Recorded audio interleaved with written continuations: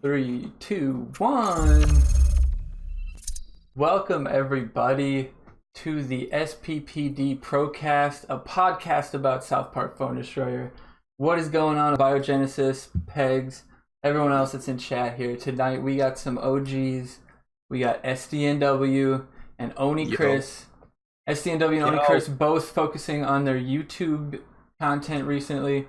You used to see them stream on Twitch a little bit more often, but now they're doing awesome content on YouTube. SDNW is dropping really cool edits on matches with some fun After Effects stuff. SDNW, how you doing, buddy? I'm doing all right. Tired. I'm here though. What's up, everybody? Good. Glad to have you here. I think Chris is right off work as well. OniChris doing some fun stuff over on his YouTube channel. He's got a series called Backseat Gaming where you send him in videos and he critiques it and laughs at how bad you are. Every match. They've all been bad. Not a single good one yet. He's also got some other things going on over there, like Spicy Packs, where he talks about random stuff and opens his event packs. Or whatever It's packs. like a pack opening. Whatever packs he's doing. Interesting. But it's actually interesting. What's up? If you're here, you already know me. Welcome, everybody that's here. 150 buckets. Bucket games are off right now, so don't even bother. Just enjoy everybody in chat. If you want to, we're doing Q&A at the end. Make sure you add any questions that you want to be answered. Oh, over here. Oh, I can't point that way. Exclamation point Q, add question. You'll see some people do it in chat, follow suit, and that'll keep them in front of us for later so you can ask them now and we won't miss them because they'll be gone from chat by the time we get to them. So make sure, yeah, I can't point that way. It'd be the opposite this way. Oh, there we go. That was way easier than I thought. All right, guys. So we're going to get into it. Oh, man, look what happened to my red. Because I used it. I lost the, what's it called? Transparency? I'll fix that real quick. Anyway, we're going to start by talking about the Battle Pass. Since we did our last Battle Pass talk, was the last Procast, and it was when it kind of just came out. So now we have a new one a full one under our belt, and we have a new complete one that we have seen the rewards for. So we're going to start talking about that. First question I have, SDNW OniChris, how good of a value is the Battle Pass for the first one? And what do you think? Is it better the second one, or was the first one better? What do you think? Man, if I'm going first, I got to say that first Battle Pass was fantastic. I didn't keep count of how many legends I pulled, but it was quite a few. It was an incredible value for, what was it, 1,000 cash? An incredible value. Mm-hmm. This second one, I don't think it's as great of a value. I mean, there's a lot less guaranteed leggies from just what I gandered at. But are you sure it's not the same? I don't know. Maybe it is. The one from the beginning. it didn't look like the one platinum it pack, didn't look like and it, then though. 2 extra legends towards the end. Maybe it is. Maybe I'm wrong. I don't know. All those visitors, all the sci-fi stuff. I think that's just what's killing it for me. It's very sci-fi focused. Obviously, it's the visitor. It's the invasion. So yeah, obviously it's gonna be geared towards that, and we already are getting new theme stuff from that as well. I think I got 50 bronze from it this last tier I opened, which is pretty good. We'll have a decent start. We'll be able to get it. We'll be able at least to get them to challenge level, where we can start using the new theme to challenge level pretty easily. Anything past that is probably gonna.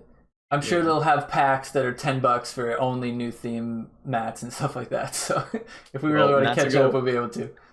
Not to go and jump over Chris right here, but I think Buck confirmed that if we hold off on opening those packs until the new theme is released, they will work like the shop packs do, where if you have the card in your inventory already, if you own the card, you're able to get it in the packs. So you could theoretically increase the number of new theme cards you get just by waiting. So I'm gonna hold off. I'm at the first pack. I'm gonna hold off. There's nothing that I need. Nothing's pressing. So I'm doing I'll it. try it out. I'm pulling everything now because before this market gets saturated, I want to pull my last ninja to get level 5. I'm sitting at 15 out of 16. Yeah.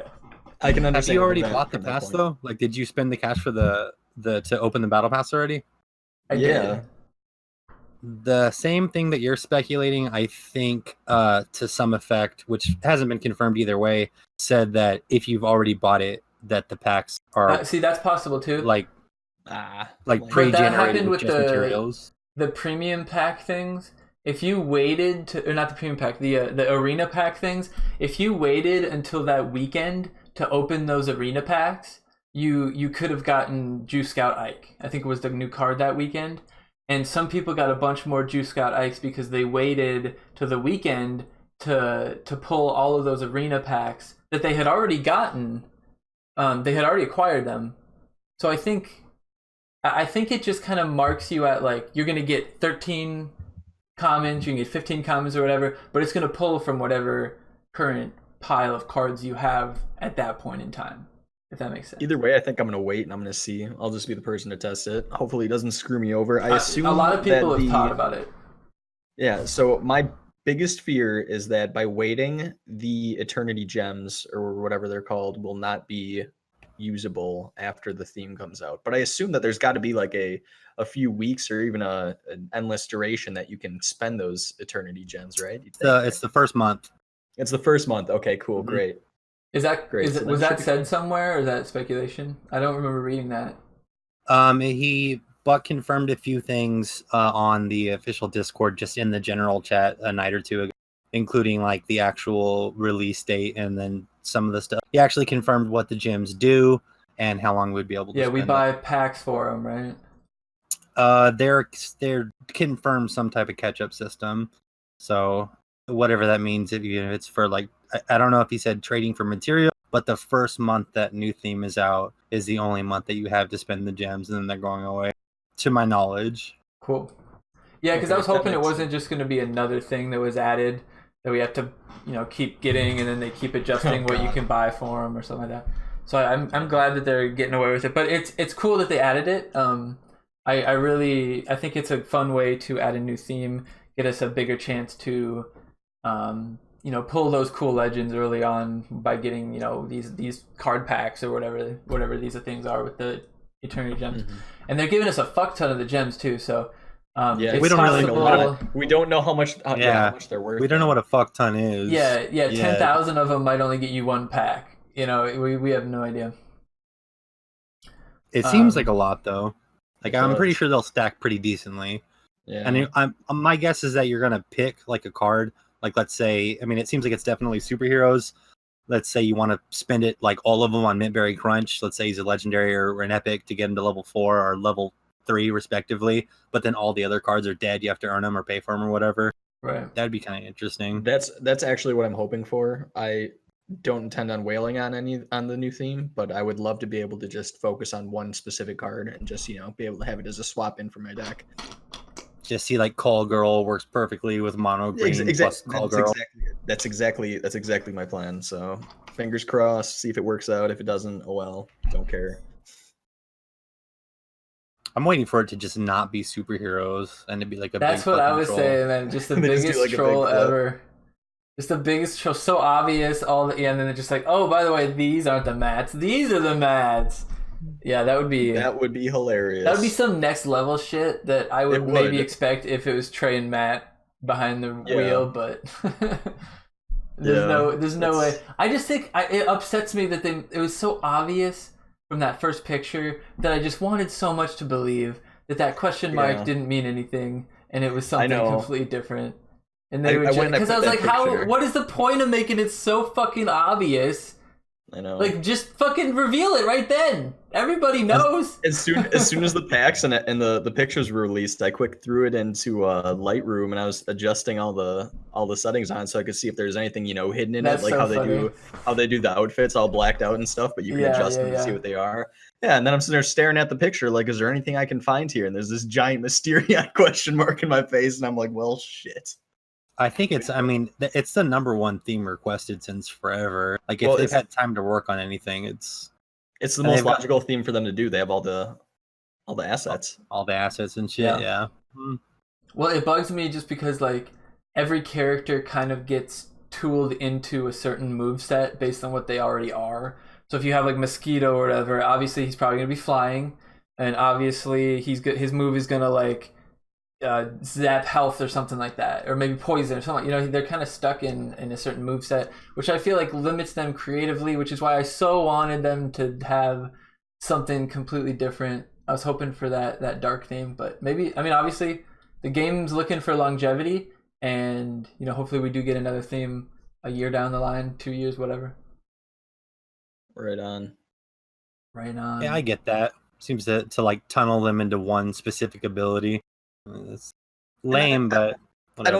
I don't know that you need to say that the abilities are probably already, obvious and they don't have a choice to really do things. So what would you say that the Timmy would be? So Professor Timothy, what do you think his ability would be? Because I mean, if you go by the fractured butthole, he's got he's got an imp swap, and he's got a mind control. So he can't be mind control because Mecha Timmy.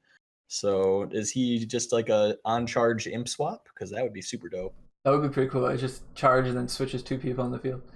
Well, who was Timmy in Fractured? I'm thinking of Professor X. Professor Timothy. Yeah. Oh wow.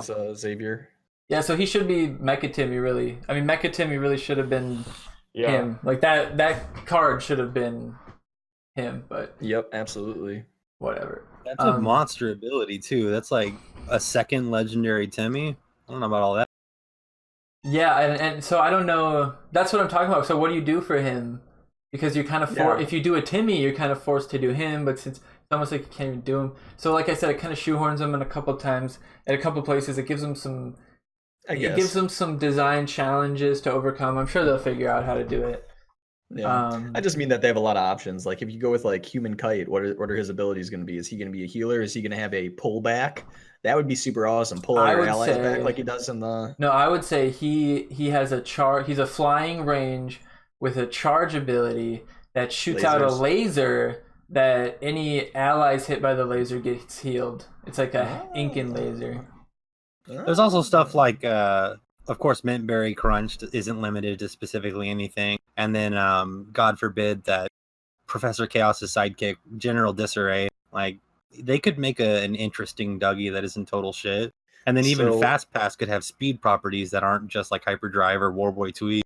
Right. I gotta stop you real quick because Mintberry Crunch is shoehorned in. He has the power of mint and berry with a satisfying crunch. So if they do anything but that as his ability, they're wrong. Just quit. It's insta quit. It's fucking unplayable at that point. Game's broken. Oh, there was somebody on Facebook that suggested a Mintberry Crunch card that's really only use would be to kill the Cthulhu card. That would be like a 7 or 8 drop. Awesome monster that then only Mintberry Crunch would be able to kill. I mean, he is Bradley. Only Mintberry Crunch would be able to kill. And I was like, dude, that's what you want to do? Like that would shoehorn every deck into Cthulhu. It's like that fucking if you ever played Hearthstone, there's that big game hunter. That's like that's such an important card to have sometimes because it just kills anybody that's really strong. And it would force you to play that fucking card. Like what are you doing? We only have 12 cards in our deck. You're forcing us to put 2. God, an Exodia mechanic. Exactly. You like 4 of one card, and then if you get them all in your hand at once, you just win. That would be interesting if there's a card that, let's say, the first 5 times you play it, nothing happens, and it's like, I don't know, maybe it costs 5 or something kind of high, and nothing happens, but then like the 5th time you play it, you get a card that's like impossible to kill, can't be Unholy Combusted or anything like that. Now that would be fucking interesting. I would hate that so much. But I mean, if you could win going 25 energy down and not lose in that time, like you kind of deserve to beat that guy. Fuck that guy. That's true. It's kind of like a Dougie kind of thing. Like, okay, he used 4 energy. Let's counter push and win.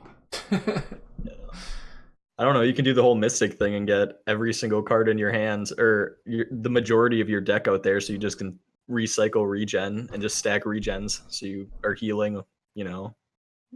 boatloads energy and no one can die. All right, guys, what do you guys think about everybody floating around with level 5 visitors in about 2 months' time?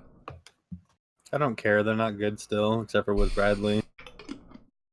What about some Ninja Warboy action? Yeah, man. And then Bradley scary. coming up the asshole. That's too many themes. Too many. I themes. mean, that's they're good. I like that they're playable now, but they're still, I don't know.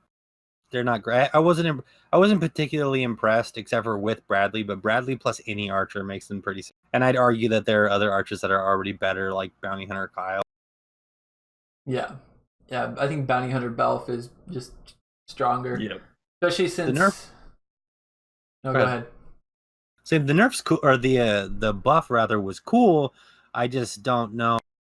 I'll be surprised when I start seeing visitors without Bradley. If I see somebody running visitors without Bradley, I don't know, because you can say like Ninja and Warboy, but that's so much energy commitment.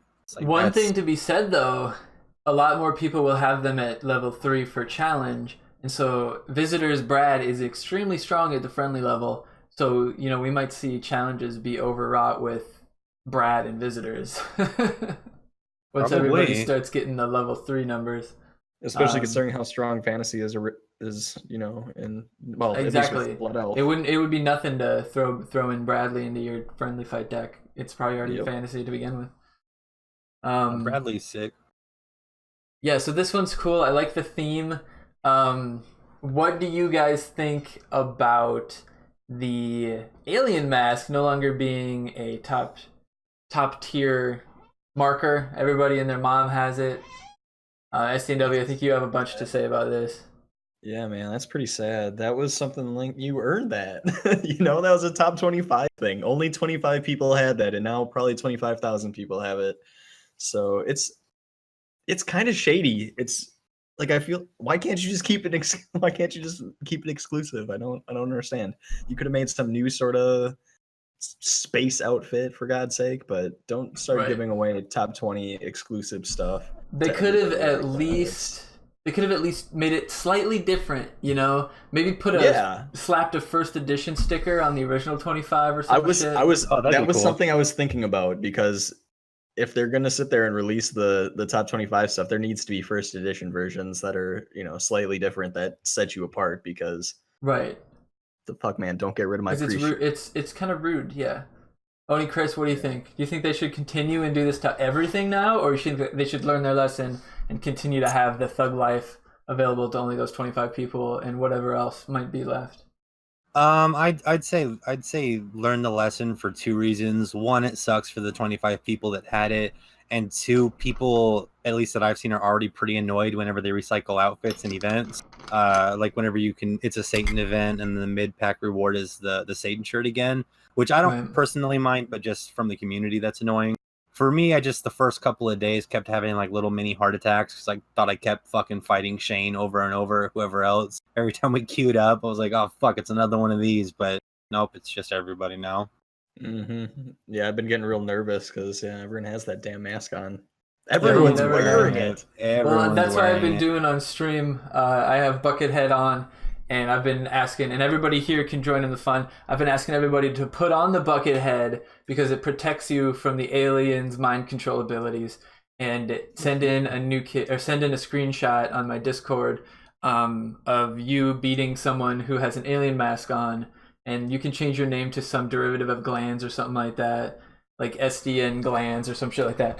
Whatever you want to do, but just do it, and then I'm gonna make a video of all like the screenshots and make like a story about the alien invasion and shit like that, and how maybe because even in free to play, the top 3 people have the alien mask on, so it's like they invaded us, they got to us. I don't like it. I do like the theme of the battle pass. Even like disregard any opinions that I have about visitor buff or whatever. I like battle pass being themed. That's cool. Like, I can get down with that for sure. But the outfit I don't like. I'm not a fan of that.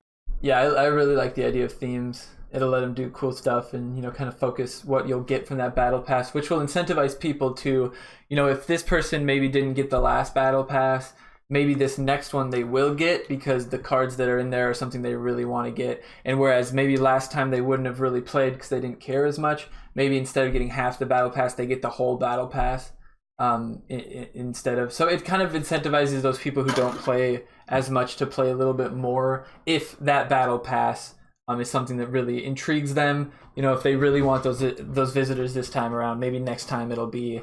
I imagine the next 2-3 battle passes will be super heavy new theme focused, if not completely new theme focused. Yep. That's what I would bet. That's what I would do, in my opinion. So, we'll see what they do there. We have 50 plus days left on this battle pass too. Yeah, this one's a long time. Long. So yeah, Also there'll be half of it will be with the new theme. Feels weird too because I don't know how many people in chat or in game or you guys finish the battle pass like really early from all the challenges and stuff. I feel conflicted because I want them to, you know, convert some of those into tokens later on, like extra stuff if you finish early. But then I think they'll make it way too short where like it's only 30 days to finish and then you have to play every single event. You know what I mean? Yep. Yeah, it was super free to play friendly. My the Moody Buckethead account that I run, I run a pack a day, and then, you know, sometimes the stream I get to it and I do some events, and maybe I'll do a couple packs on like Tuesday events or something like that. Like I do not play that very much, and I still got the battle pass with like 5 days to spare. So it's super free to play friendly. I'm really happy about that. If you buy it for the 1,000, it's very unlikely that you don't get to a point where you made your money back 100-fold, even if you're the most casualist player ever. It's an incredible value. You get a legendary the first pack you get. Yeah, it's the cheapest legendary in the game you can get, literally. Like literally. Boom, done. So fantastic shit. Keeps people playing. Incentivizes people to play more. So it's a good thing overall. And the value is just fantastic. I do agree. I hope that it would have been a great opportunity for them to just give us eternity gems for extra stuff we had. I feel like the amount we were getting like 800, 900 at a time. Dumping a couple thousand at us over 6,000, I think wouldn't have been too much there, especially considering that they would go away eventually. And it wouldn't really matter if they flooded the market with them because, you know, the total overall value that they would get would eventually be done. That's what I would have done. And then they could have adjusted that going forward. Maybe you get coins. Maybe you get PvP tickets. Maybe they give you a percentage of it towards the next battle pass or something like that. Coins or PvP tickets would be perfect. Like I would be all about that. It doesn't have to be difficult. Or something simple like tier 61 is 500 PvP tickets. Tier 62 is 250 coins. Tier 63 is 500 PvP tickets. Just back and forth over and over. Even if that's all it was, you know, give us a tiny little bit of incentive to grind out and play every challenge mode even after we get the thing, and do every event even after we get it, because it still does benefit us a little bit. I feel like if they had some statistics, they'd see once it got to the point where a lot of people got their battle pass, I bet you they saw a dip in activity. I can almost guarantee it. I'm sure. I was nervous that I wasn't gonna make it because I wasn't playing very much. Or I still don't play very much because I'm so busy. But well, just getting first place silver packs was getting you like 200 a week. Yeah, it was. So I mean, it'd be really hard. I was nervous, and then I was team, in there doing things. Yeah. I was busting my ass trying to get them because I was nervous, you know, that I wouldn't finish the battle pass in time. Then all of a sudden I finished. I'm looking at the time and I've got like a month left. Days, yeah. Jesus, what the fuck is this? Yeah, I mean, if you're doing, even if you're doing half of solo events, if you're doing maybe a couple challenges, you know, it doesn't take much extra. I mean, if you're doing just the PvP pack a day, that's honestly like 90% of it. And then the Team Wars packs, as long as you're on a team that's, you know, catching a first or second place every once in a while, you're going to get lots of them from that. So they were very generous with it, and I'm glad they didn't adjust it after this first one. But I do feel like they'll adjust it at some point in the future. Whether they'll adjust the price as well, who knows? But I could see them do like half passes for like 500 cash that are only 30 days, that only go up to like 30 tiers or something like that. So then they could do another like theme, like it's a half pass focusing on this legendary, Okay. and if you finish it, you get a guaranteed of that legendary card or something like that. Yeah, because at this rate, I'm gonna have to wait a year until there's the mystic theme battle pass. 50, 60 days per pass. It's a couple months, yo. that's a Yeah, long time. I mean, it's only 6 passes a year is pretty crazy to think. It's nice though. It's not oversaturating the game with yeah. a shitload of legends, a shitload of epics. It's not. This is fine. Let's keep it at 2 months. Yeah. Hold on 1 second. Oh, Dodge sent me more pictures of him beating up on new kids with the bucket head on. All right, what do we got here? What's next? Oh yeah, in the first pass review, we kind of talked about that.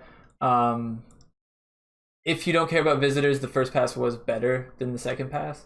But obviously, if you have any reason to have visitors at all, the second pass is better. It's also excluding the superhero stuff. That's if it's true. Superhero, which it probably is. That's true. You could get some cool superhero stuff halfway through the pass. No word on exactly when the superheroes are dropping. Yep, there is mid-July. Yeah, Well, yeah, mid-July like exactly when. It's mid-July, so we don't know exactly what date, but we're banking on 14th through 25th or something like that. Somewhere around there is when they'll probably drop it. Whichever Monday lies within it. Was there something recent or something in the past that they did that they said it was going to be released and they just never ended up releasing it? Oh yeah, server side. That's right. Never mind. Man, that would be pretty crazy if they. See that from so far we were away, already man. getting I could see mats. that from so far away. We were already getting mats and stuff, and it's like, oh, we're delaying the game. Oh, we're delaying the superheroes. We're all sitting on thousands of mats. Oh, finally, superheroes are here. 90% of us quit because we got kids at that time already. Let me knock on some wood here, because goddamn, if that happens, I'm gonna feel bad for jinxing it. Beginning of July for the next season. That's the thing. It dropping in the middle of a season kind of sucks too. So who knows what they'll do? Yeah, I really hope it's not mid-season that they do it. How much time do we have left in this season? Like 20 days, 15 days, something like that. Yeah, that puts us at mid-July. They can start it at the new season. I think that's probably a reasonable. I agree. That's a reasonable guess that it's at the end of this next season. Assumption, yes. I would say launch it like 4 days before season end, so people can just wail out on superheroes and then just get top leaderboard. It'd be like a fun surprise. I guess it doesn't matter, because once you get your tier, it doesn't matter what your actual end rank is. It doesn't matter if people kick you out. That's true. That totally kills my bid. But you're right. Which I like. Can we talk about that? I like that a lot. The tier thing. Yeah, I don't know if I like that. I like having the struggle at the end where everyone's like, oh my fucking god, it's the fight to the death to be top 25. Okay, well, hang on. I like both. I don't know if I'm allowed to like both, but I'm allowed to like both. You're not. I really like I am. I really liked the struggle before. It was like exciting. Like I like, oh my god, am I gonna be top 750, checking your top phone, 25, whatever. your rank. But also like kind of playing a little bit more laid back now. It's it's the stress level is definitely way down. It's a lot less stressful, which I can appreciate.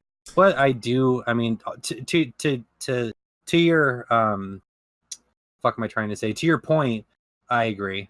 The struggle was kind of fun. Yeah, it kind of happened with me when I was playing Destiny, the first Destiny. They changed it. The early Destiny, you had to grind for a chance to get these fucking drops. True to RPG form, right? But they changed it to like where each gun had a set of mods. It couldn't change, so you weren't trying to get the same drop with a good roll over and over again. So it really like you only had to do stuff once, and it made it. And after playing the game for 3 years, it was kind of nice. After grinding it 5 hours a day, you could play 15 minutes a day and you could still catch up. So it's like it's understandable for us who have been playing it for a very long time to be okay with some of the casualness that has leaked into the game. Team Wars, which we'll talk about here in a second, has gotten a little bit more casual as far as the the games themselves, as opposed to the last couple months when shit was pretty cutthroat there with the matchmaking. But as much as I enjoy the game, just the gameplay and everything about it. I don't want to log into Animal Crossing every day to pick my fucking weeds. Like I enjoy taking a little break every now and This then. is true. You're not 100% completionist for Animal Crossing? The new one looks sick. I don't know. The new one looks pretty sick, and you get rewards for picking weeds now. So I'll be on every day on that shit. Picking weeds, man, that was important. I remember you used to change your date on your GameCube to like skip to Christmas or some shit. You're like, oh, I'll get a bunch of Christmas presents. You go back to the normal date. Every single square is weeds. It was worth it though to get those extra bells, boy.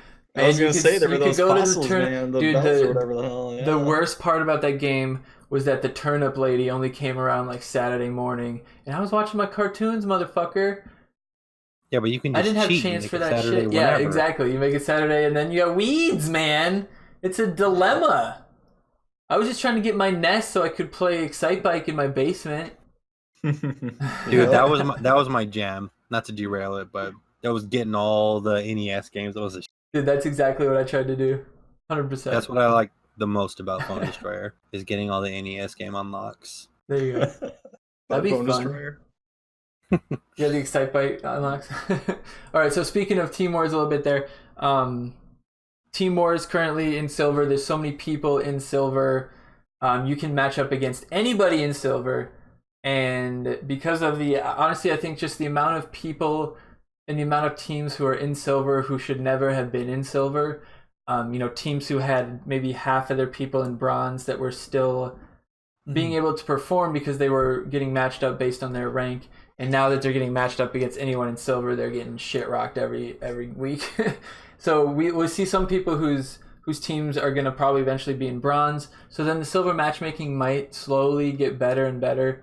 But as of right now, it's just I haven't gotten a good game yet. I know some people are getting lucky and catching a good game every once in a while, but it's not a whole lot of fun for a whole week of build up. So right now I'm not super happy about it, but it is a grind to gold.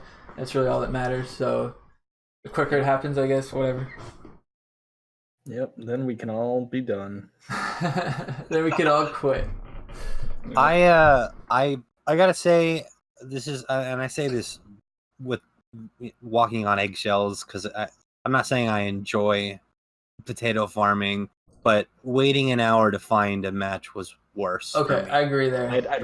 I'd rather wait an hour and have this actually be a trial of who is the best. I'd wait 10 minutes tops. An hour? I can't, dude. I'm right there with Glanzer. I can't. I'm not dedicating an hour in lobby. Not an hour. Okay, I've never had an don't hour be long facetious with us, wait. Man. Be specific. I've never had an hour long wait. The longest wait that I've had is maybe 10 minutes, and yeah, that's fine with me. So before they updated it, I had waited a little over 30 minutes, and I don't know what's wrong with you. You just suck.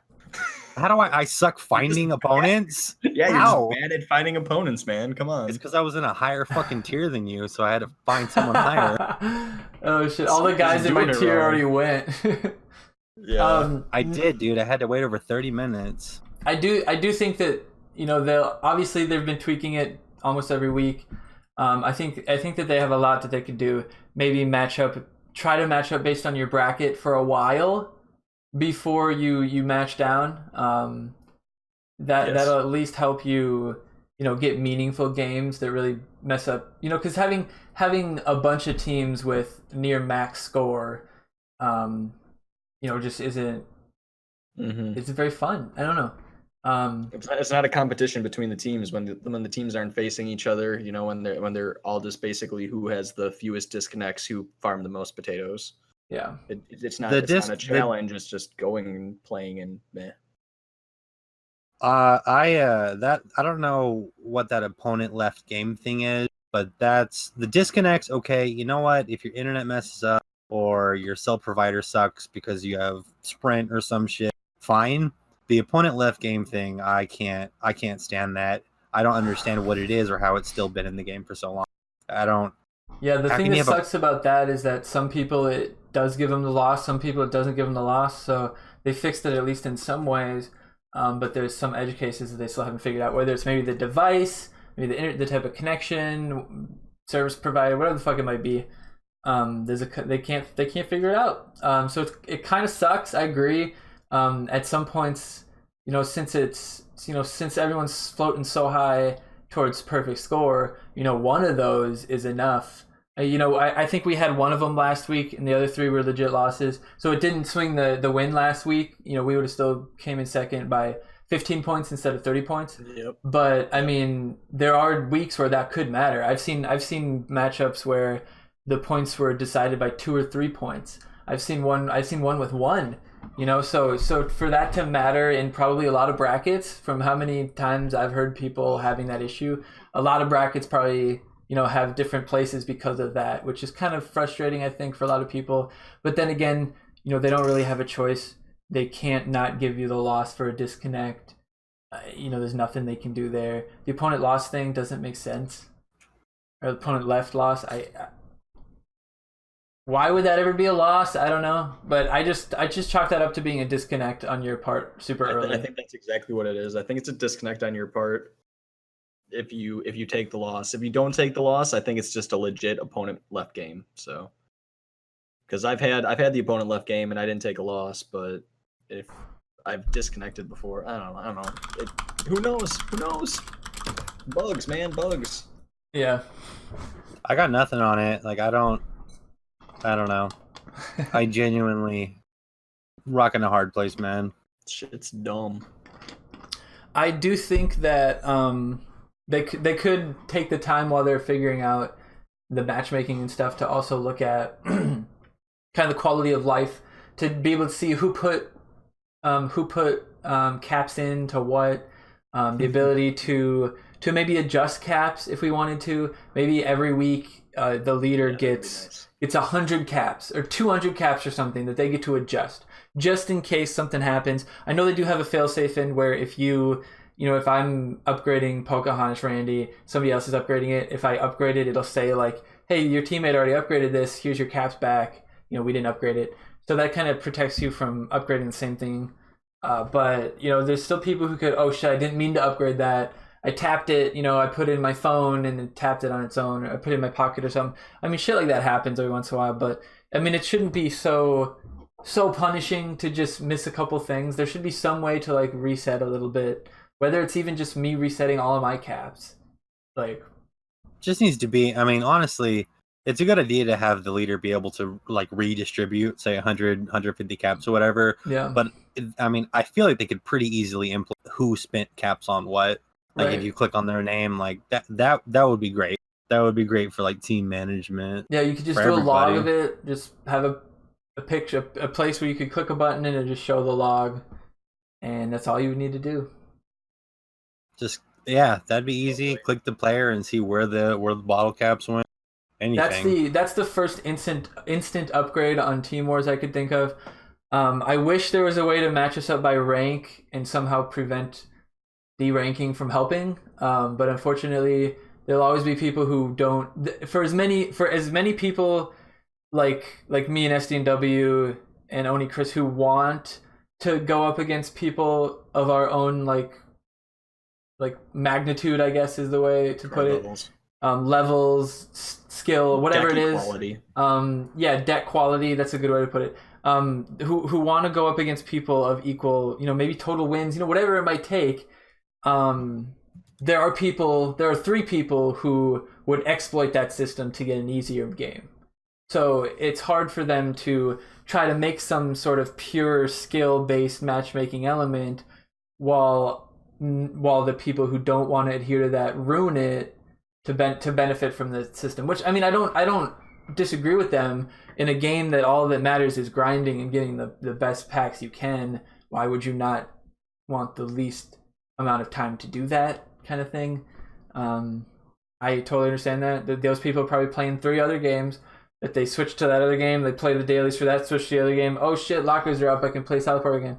I mean, people have like this, just a whole cycle they probably play, so they don't care if they want to get on to their next game faster. Gotta go collect those carrots from Farmville or whatever the fuck. Exactly. Yeah, so it's gotta farm potatoes and venture communist. Gotta go pick the weeds in Animal Crossing. It's a fun game. Time's money. So I don't really know what they could do. People have suggested doing like a deck strength average, and I've always said that would be too exploitable because, and just this other game I was playing, I ran into somebody who was doing it. You're matched up against based on your deck strength, and I went up against this guy. My deck strength was like 20,000. All my guys were like level 20 or something. His deck strength was like 10,000, and he had 4 level 1s and 1 level 80, and his 1 level 80 just fucking one shot all my guys. And I didn't have a chance, and that's exactly what you'd see, especially with South Park, where you can easily go a whole game without playing 2 of your cards. Easily. If you have a deck that's pretty cheap. You could put a couple level 5 legends in there, a couple level 1 commons snuck in there, and you're going to get matched up against people who are just not going to be able to handle you. Yep. So that's not a good idea. Pig, just level 5 Manbear Pig and Pope just running. Yeah, and you could leave the level. You could make a deck with leave level 1 Pope just to skew it even more. Yeah, exactly. Have level 1 DSR so she doesn't keep your average up. I mean, there's just too. Yeah, it'd be too exploitable. So that's not a good idea. I hope they never go into something like that. That works in a game where you can have really incremental upgrades on your cards, like 1 level or 1 upgrade, 1 attack power, shit like that. But and how do you judge, like, how is Witch Doctor token truly for energy worth? Too, yeah. Or that's is Outlaw Tweak truly the same energy cost? Like, how do you judge how much the power is of the card, you know? Yeah. Well, that's the thing. That can't ever happen for that exact. For both of those exact reasons. And then the way that they tried to limit it before was ladder rank, and then people just deranked. I think it's really difficult in this type of game, and maybe a lot of games, to exploit. So I don't know of a fix that we can get. I mean, I'm not a programmer, but I can't even theorize like how. Anything's going to be exploited. Yeah, there'd always be a way to exploit it, or at least give yourself an edge in some way, whether it's, you know, changing your deck in some way to affect your average, or simply, I mean, there was one game I played where you were matched based on your level. You could go +8 or -8. So you people just made accounts that got to level 8, and then when they got to level 8, they gave all their clan experience, all their experience to the clan, so they never upgraded anymore. So they could attack every level 1 new account that came in, and they could just stack their shit. There's always a way to exploit it. I got an idea. Hear me out. What if they did it to where you can only match with the closest 10 teams around your Okay. Or like, say, even like 10 or 15. I think that's not enough people. Or how about 20? You're still not enough people. During that was about what it was when, you know, we were getting ranked up against the top 1,000 people. Was the only option we had to rank. It was still, that was when you were getting your hour queues. So is it really that small of a pool? I mean, if there's 200 teams or 20 teams, 20 times 50, it's about 1,000. I mean, that's okay, it's about 1,000. Okay, I don't know, 25 or 30. That's the most viable option I can think. Yeah, I mean, I agree. Something like that would be good. Yeah, there has to be something. It's just some one extra element to match you. I mean, you could still get matched up. You know, your top 5 people could get matched up against another team's bottom 5 people, and it would still basically be potato farming for them. But your odds of getting someone else might increase. I would love it if they somehow prioritize bracket, but unfortunately, I don't think they'll ever do that. I think it's like the purity of their system. They don't want to do that, or it to be kind of random the whole way through. I mean, whatever. We'll see what happens. I'm a little salty that the amount of bottle caps you get doesn't increase through the leagues anymore. I feel like... Oh, it doesn't? No, I don't think so. Yeah, I mean, I think that's a counterplay to the fact that that the leagues aren't distributed evenly. Right, and everybody's still new kid level 14, and you know that'll prevent you from never getting a match because you'll always be able to match below you to the next league. But I mean, it's a shitty trade off for that to happen. For the other thing to happen too. It's a shitty trade off for the top teams, but yeah, because because we're all stuck in this big pool of 500 silver teams or whatever. If I'm the rank 400 silver team going up against fucking Illuminati or Dire Tide free to play whale, they've got more caps on top of I'm randomly being matched up with him. That fucking sucks, dude. I wouldn't want that. Yeah. No, I agree. And that would, and I mean, it was nice when the top teams could have a couple shitty bronze leaguers that could still throw up 115 or 114 in their team, But now you do kind of have to get your best team together to be able to get as high, and if you want to stay in gold, because gold is punishing. If you get 4th in gold, you're out 100 crowns or 50 crowns. Shit. If you get 5th, you're out 100 crowns. So like, you can, if you get caught, and there's only going to be a few teams in gold, so if you get caught in, Illuminati free to play Dire Tide, there goes 50 crowns. You might have only been in by 10 crowns. Now you're 40 below, and you've been going up by 10 crowns every week. It'll take you 4 more weeks to get back to gold. Like it's going to be punishing. There's going to be a lot of people that go in and out of gold. So there will be a few teams every week that'll be like potatoes for gold. Maybe moving forward, like maybe it's like a time progression where introducing Gold League will start kind of balancing out TVT. Well, not balancing out, but start making team versus team a little bit more. I agree. I think everything will kind of buff out. There's a lot of teams that shouldn't be in silver right now. I actually, when they made these changes, I made note of everybody that was in the top 50 in silver. And in a couple weeks, I'm going to see how many of them are still there. I have a feeling that there's a lot of people that shouldn't have ever been in silver that were still kind of riding on the coat waves of catching easy brackets all the way up bronze and wood like Namblos was. Namblos is silver right now because we were running 30 out of 50, beating up on teams of 50-50 wood leaguers. Gotta love exploitable systems. I think Namblos is they can full exploit right now. it. Yeah, there'll always be exploits for it, but I think it's been pretty fun. I mean, the rewards have been good, whether you're first, second, or third. Sometimes it feels like you get better rewards if you come second or third. I know the couple of times we were second, there were the times I got leggies. Yeah, my Namblos account gets a legend almost every damn week, and I've maybe gotten 3 out of my main account. So maybe it's a catch-up mechanic, and the less legends you have, the more likely you are to get legends. Maybe I'm weird, but even arguing about decks and then like card upgrades, it's still fun. I still like that it's a new mode. I don't know. The state that we're in right now is not optimal, but it's still fun, sort of. It's a little break from ladder and challenge. I don't know. One problem with it for me is, I mean, I guess it's just, part of being in free to play is I feel so obligated to do it.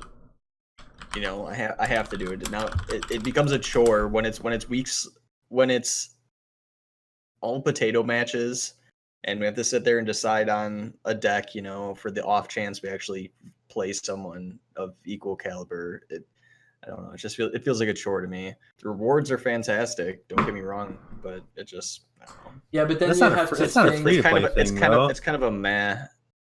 Well, I mean, I just feel more obligated. Like I could just, not do my matches and, go to a different team. But if I'm in free to play, I have to do matches. But that's any top team. Like if you're in any top team at all, I would wager most teams. If some dude's just chilling out there, like you're getting benched. Yeah, I would figure anyway. I'm sure, but I mean, like even going to not a top team. Like if I ever just want to like take a week, take a break, take a hiatus.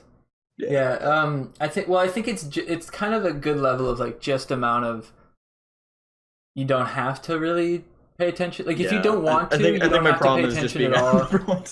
You can trust your teammates to kind of make those decisions for you most of the time.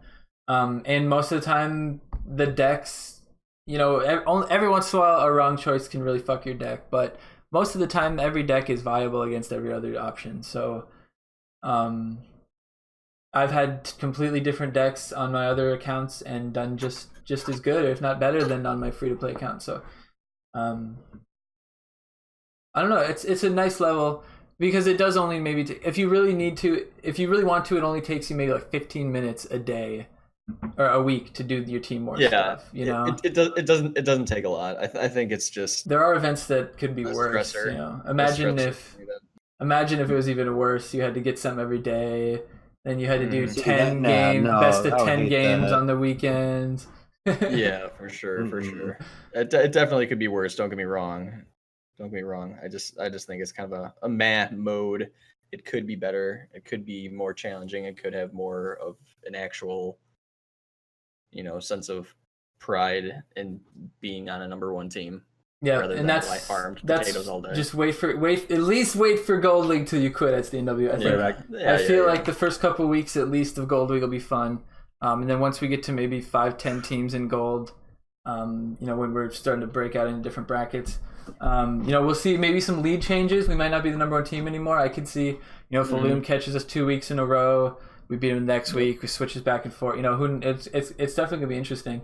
So it should be fun to go back and forth with other teams. Casa's going to come up, Dire Tide. If we're getting into the same brackets, 1 week Casa outscores all of us, and all of a sudden we're all flip swapping around. It's crazy. However, I don't think it'll be fun if it's potato farming. I just think that's what kills it. It's not competitive. We're gonna be in Gold League, and it's gonna be like, I farm more potatoes than you. Like, well, goddamn, it wasn't an actual. I don't know. It just feels like it's just going with emotions. Like you're just, I'll do my matches. I'll go roll some people, and that'll be it. Yeah, I mean, it used to be I was like, I have to wait till Sunday. I think I need it to be me playing top teams. Us playing top teams.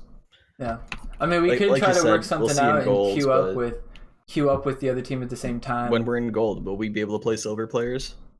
Yes, we should be. Yeah, we can play bronze players right now. Exactly. So I don't think it'll mean anything. Well, I mean, if we really wanted to, guys. I don't know why I'm replying. Okay, man. I'm just still on my tangent about Team Wars being kind of meh. We could all queue up at the same time though, and then try to match up against Illum and Dire Tide and stuff. Burned out. Bro, I am so burned out. I'm so burned out.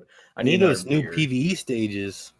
Yes, we do. That's exactly what we need. God damn it, new PvE stages. We need raid mode, new PvE. Raid mode. What would you guys do for a raid mode?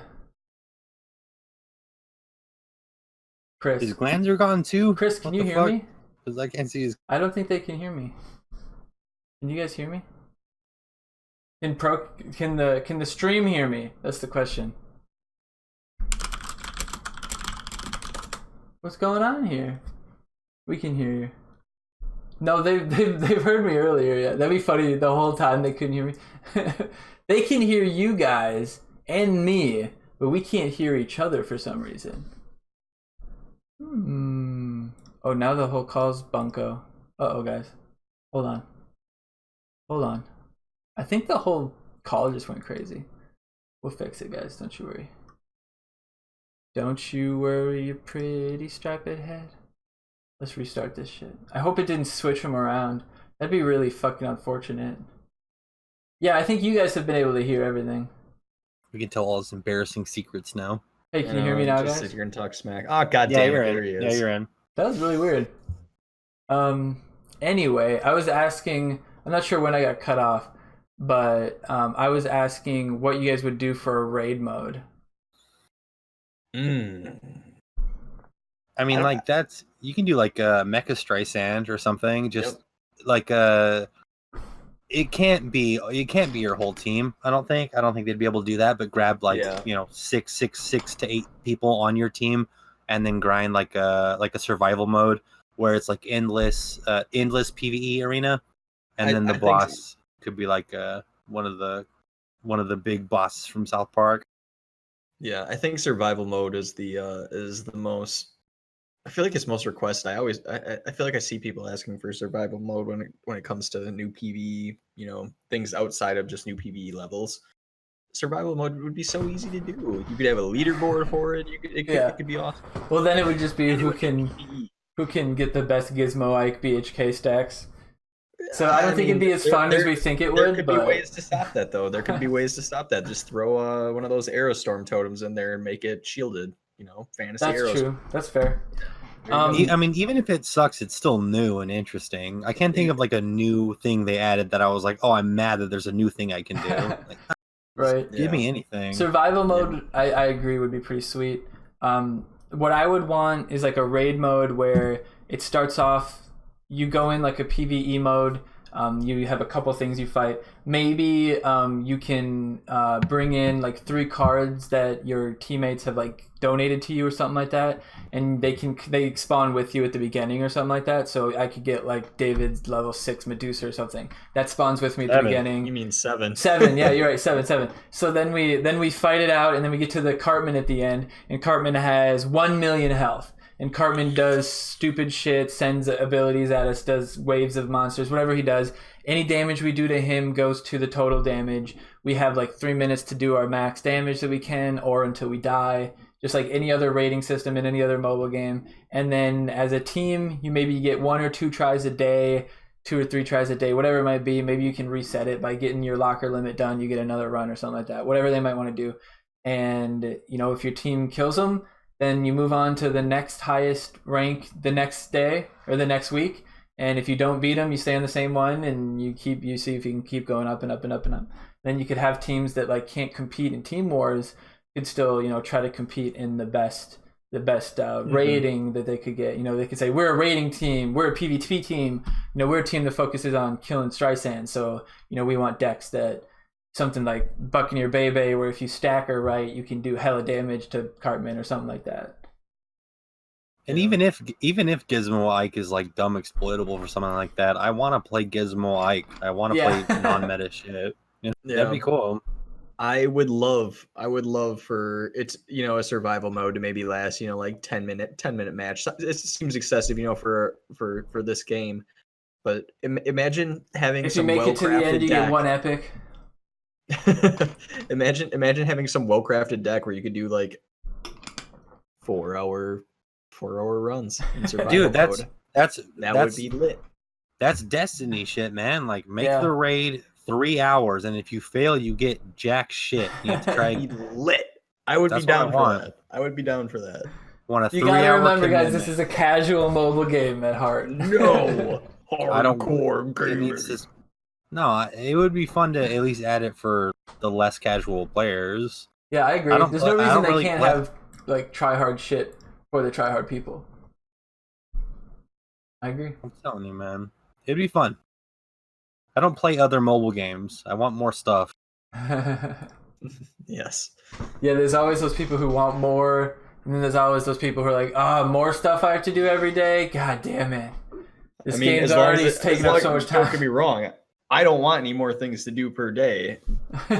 Mandatory things or things that I need for some sort of progression. But this would be some survival mode would be just a great way. It's like, oh, I'm tilted, I just lost 3 matches in a row on ladder. I need to get the fuck off. I want to go play some PvE, maybe still retain some function. See if I can beat my survival score. Yeah, exactly. That'd be so great. That'd be so great. Because sometimes I just have like ladder anxiety and we all know you have performance anxiety. SDNW. I do. I got that performance anxiety. What if they did, even if they were going to focus on player versus player, even spicing ladder up a little bit, like why not introduce duos? That'd be cool. Yeah, that's something they've had in Clash forever, right? Like 2v2s. Is that a thing? And I believe so in Clash Royale. 2v2. Yeah, there's a lot of games that do 2v2. I think it would even make the connections worse. That's something you can easily see once server side happens. Fingers crossed. Server side happens, there we go. But yeah, it'd be harder without server side. But yeah, 2v2 would be sick. But you'd almost have to have maybe you could see their cards somehow. You'd have to change the UI maybe. So that you could see your teammates' stuff. Yeah. Not even just new modes for a regular ladder. Like you match up with somebody really quick, and then you get to pick 2 cards they can't use. I mean, a draft mode would be so simple to do. You make a deck of 12 cards based on 3 random choices. You basically make your own Team Wars deck, in the moment, just like any other fucking card game does with a draft mode. And then you go into a matchmaking that's only other people doing draft. You could do that on Fridays. You could do that on Mondays or Wednesdays, along with challenge mode, and maybe Wednesdays, Thursday, Friday. You could do that. Having a draft mode just adds an extra layer of competitiveness. Yeah. When it's more mind games you can play and stuff like that. Yeah, because you could do draft mode, and then along with the draft mode, maybe at the end you get X amount of bottle caps that you can use to upgrade the deck that you chose. Yeah, and just think, you could ban out Incan. Yeah, you could ban cards. You wouldn't have to play against Incan. Oh my like, god! oh, he got Incan, I lose. Talk about Incan. Yeah, that's actually that was my cue. That was my cue to move on. I got you. I got you on that, man. So specifically, Incan, the buffs that happened recently, Incan, Pocahontas also got hit. Very strong buff on Pocahontas. Also that time, who else got buffed that time? Do you guys remember? There's one more. Pocahontas. Sharon got buffed. Sharon, Alien Drone, and Drone. 6 Element Randy. I don't know if they all got it at the same time, but it's since our last Procast. And the Roombas got upgraded a little bit. So now the worst Randy is absolutely Sexy Nun Randy. She had her time in the sun. She used to be the only Pope target in people's decks, and now she sucks. It's a he. It's a he. He's not transgender. He just is a cross-dresser. Okay, well, sucks. Let's not misgender him, Glanzer. Well, I don't Who? Sexy Nun Randy. Oh, Sexy Nun Randy. SNR. He's a dude. He's just a cross-dresser. He's not. He doesn't identify. Get with it, Glanzer. Come on. What year is this? Oh man, I was trying to be progressive. I must have been regressive there. Exactly. Sorry. And just look at how far you've regressed, bro. I guess once you're so progressed, it ends up being backwards again, So I don't even know. Get so woke, bro. I don't try to keep up, man. Anyway, Incan Laser fucking sucks. It's the dumbest thing. Don't be hating on the Incan Laser because you keep stacking shit in a line. Satan. It is stronger than Satan when Satan was at his prime. Okay, that's arguable. No, I mean damage-wise though, it is, and it doesn't damage your units, and it costs 1 energy less, and its body is, pretty much the same. Body is pretty good. Yeah, it's still a great body. I have to play every match. He's got faster attack speed, more damage than Satan. Right, he has more damage than Satan, I think. He's strong, yeah. He's stupid, man. He's stupid. Yes, Cobra, I am salty, bro. I will make this one point. That when Satan was strong at level 4, most people only had level 4 legends, so they got fucking murdered by Satan. Now, that's true. Incan is really strong, but a lot of people have the means to survive an Incan blast with their cards, so it's, as far as the meta goes, I think it's less punishing. It's a little bit easier to play around, but it is still very, very strong. I think there's also the aspect that he doesn't, if only that laser fucking nuked your own teammates. That's true. It would add an extra element to the game for sure. It's not only that, is that Incan is 100 times less predictable to where he's being placed. So Incan snipes is much harder. Yep. Satan snipes are a lot more predictable. Yeah. Incan's super difficult to counter. Yeah, I mean, sometimes there's only one option to Incan, but yeah, you're right. If there's a couple of lanes where you could choose, and then sometimes you play a card right in front of the target, and you think it's going to be a fighter or something, and it ends up being Incan. It's like, oh shit. But I agree, he's strong. I've said this before. When I was playing him at level 4 before the buff, I said the only thing you had to do to buff Incan was make his laser wider. I think they did a pretty good job with the laser. The fact that it can hit the sides and the back is too much, and it should cone like this towards the new kid, so that it doesn't hit behind it. That would fix that issue. But otherwise, he needed a little bit more attack on his body. I thought his health was fine. And I thought the damage his thing did was fine. It did a lot of chip. Yeah. It did as much as one Marcus Pillow. And it killed who it needed to. BHK flying around. Terry, Amazingly Randy, Cox. Killed those It's just the unit damage. The unit damage is too much. Keep everything else the same. keep his health higher. That's fine. They shouldn't have changed the laser at all, other than making it a little wider. Why don't they listen to the people who play the cards, man? But I will admit that, you know, it worked out in my benefit. Yeah, man. Of course it fucking did. You hit 8K. You hit 8K already, right? I think so. I'm pretty sure, yeah. Did you? Sorry, you cut out. I'm pretty sure I did, yeah. If not, I'm fucking butt crack close, like 79, 90 or something. With Incan. Because there was the event. There was the event where my sound was getting boosted to 5.2. Like, oh yeah, I think that was pretty easy for me to get there. Yeah. But Pocahontas, I think, is in a good place. She's strong. He's strong. I don't think he's too strong, but if you don't have the means, he can murder your deck for sure. Pocahontas Randy is fine. I mean, he's very powerful, but not over powerful like Incan Craig, or one could argue Dragon Slayer Red. I think Pocahontas is fine. If anything needs to change with Pocahontas, his attack speed needs to be like 0.1 less. Yeah, that'd be fine. That'd be fine. He slaps so fucking fast. Yeah, some people he just you ninja him and he will melt. He will chop my maxi in half. If you ninja a sexy or not a sexy Pocahontas, if you ninja him, he'll just be like pa pa pa pa pa, and Maxi's dead just like that. Yeah, bullshit. I try to get ninja on him, man. That Zen gets killed real quick, and some cards he seems to attack quicker than others, and Zen he just smacks that bitch around. I think Sharon is in a perfect spot. Yes, she can be incredible. She can be meh. If played well, she's game changer. So it's a nice counter to the chip decks that people complain about. I don't think she should do full heal to New Kid. It's a pretty large amount for to hit New Kid like that, but I understand it, I guess. It's a good counter.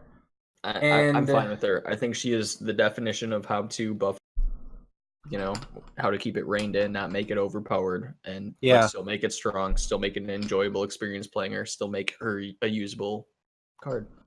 I'm going to agree to that. That was the perfect little buff. She's playable, but she's not overpowered. If you're not going to fear her, but you're also not going to take her lightly if you match her in she might catch a couple lightning bolts from time to time. Yep. And then the other one, the sixth element, got kind of buffed because the Roombas got buffed. I think he's in a good spot. He kind of matches Pocahontas a bit because his Roombas are kind of an issue now. You know, you kind of got to deal with it. They got what, a 0.5 or a 50%. They got a 50% increase to their health, right? That was the change. It wasn't a full 50. Yeah, it was a decent amount. 28 or something, but still a lot. Yeah, a decent amount to clog up the battlefield and take some shots. And Sixer is so slow walking speed. That's where his real power comes from. And then the man, the myth, the legend, or whatever you want to call it, Drone, seeing its day in the sun.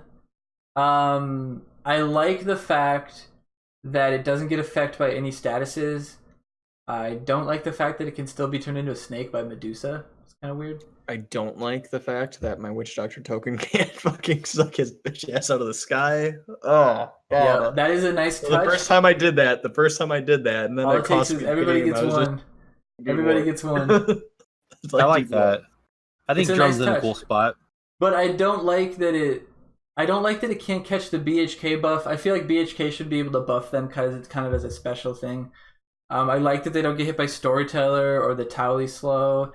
They don't get hyperdrive though, so it's like it's almost too good. I don't know why you couldn't be able to hyperdrive your robots. I don't know why you couldn't be able to buff your own robots. I think that's you should still get that offensive benefit from them. They shouldn't only be defensive. It's so we can't just stack Sixer vacuums and then drop an Ninju and be like, yeah.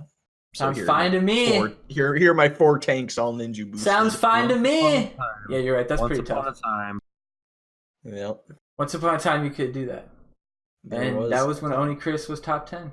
Once upon a time. That's my Joker hat, baby. Don't take it away from me. Let me buff my drones. I think he'd use a little bit of a touch. Drone, anyways. I think I don't know. I'm in a tough spot with that. He's still kind of weak. He's still kind of weak. He's very it's useful, still but weird. he's still kind of weak. Agreed. Well, yeah, the biggest problem with the flying units, like him and Imp, is simply that once they get on a target, they don't break the target if that target runs away, so they just walk towards it like an idiot. If they fix that, though, Imp is going to be so ungodly broken. Yeah, I mean, there are some range characters that retarget once somebody walks out of the range, and they'll turn around and start. So they'll have to just adjust the aggro range, I think, for some of those cards. Yep. Yeah, I think Incan could get rolled back a little bit. I don't think that they should touch the width. I think they should scale his health back and then have it do less damage. Just switch the damage back. Let it do more chip damage. Give my chip deck a chance. Now that they're going to increase New Kid to level 30 or some shit, probably with the new theme. I have no issue with the chip. Every card's going to get like a 10% increase. Watch it. Every card's going to get a 10% increase across the board so that the New Kid increases get balanced out. Bet. Anyway. Probably. I got no issue with the chip. It's just the fucking unit damage drives me nuts. I agree. Anyway, next topic, everybody. Make sure you're adding your questions. We got almost 40 people in chat. I appreciate everybody here. 150 buckets for everybody. !Q, add question, and add your question to chat, and we'll get to them at the end of the stream. Anything thought-provoking, anything you want us to answer, whether it's South Park related or stream related, YouTube related, whatever it might be, life related. What's our favorite pizza, right? Relationship advice. Relationship advice. Yeah, if you have divorce situations or something like that. OniChris is an expert on that, I heard. Mm-hmm. If you're, like 15 and still a virgin, we're here for you. You're getting bullied, we're here. All right. Anyway, segues are weird. So the new ELO system that they have set up, you basically get a floor rating, which is 700 lower than your highest, and that's the lowest that you can D-rank to. Now, I already know what I think about this. I'm going to start with Chris. How do you feel about this? Is this something that's going to be good overall, or is it something that's going to be just as exploitable as the last system? About the ELO floor? Yeah. I think it will be less exploitable. Less exploitable? Yeah, so still exploitable to some effect, just because a lot of people don't care about end-of-season rewards and will just bullshit their way and then just bully people in lower leagues. But I think it's a step in the right direction.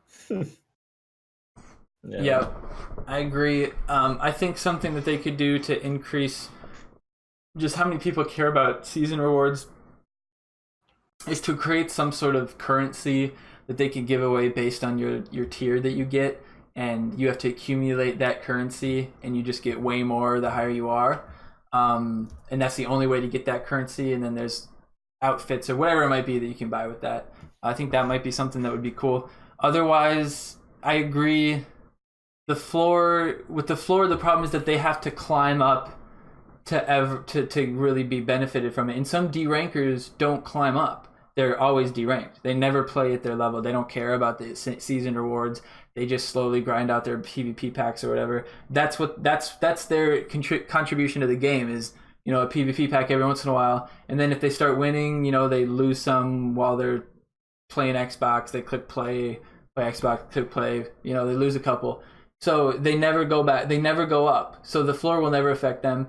My biggest issue with the floor, though, is that what happens if I'm playing on my Adventure Lock deck, or I'm playing on some account that has one level 5 epic, and everything else sucks balls, and I get to an event that lets me buff 4 of the best epics in that deck up to max, and I'm suddenly playing at 2,000 elo above what I was before.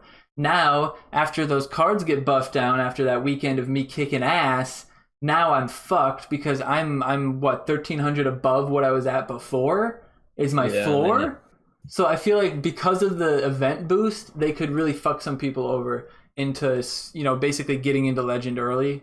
Like when you used to be stuck in Legend and you got to Legend on some lucky streaks and you just get your ass handed to you for the rest of the season. So that's the only big problem I have with it. But overall, I think it's good. You know, it keeps people from grinding to the top and then dropping down after they get to their tier. So it at least trims that off a little bit. Is there anything else you can think of, SDNW? No, I think it's a solid adjustment, solid addition. I understand where you're coming from with people, you know, the events having the boosted card events.